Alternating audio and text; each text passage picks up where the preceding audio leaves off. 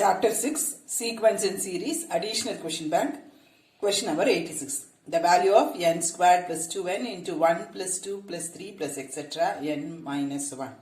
Value of the கேட்டிருக்காங்க. Sum of the terms அப்படி எதுவுமே கிடையாது. இதோட value இது என்னன்னு கண்டுபிடிக்கணும் அவ்வளவுதான்.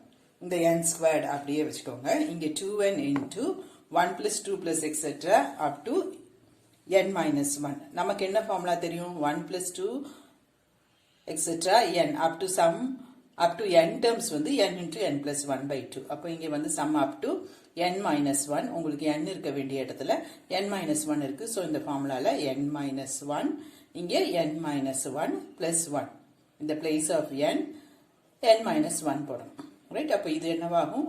n ஆயிடும். இது n minus 1. You can cancel in the 2 n into n minus 1 into இங்கிருந்து வர n.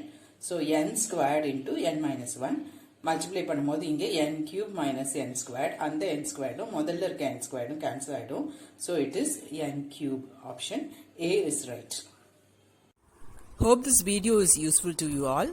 Do like, share, comment and subscribe so that you can track and crack.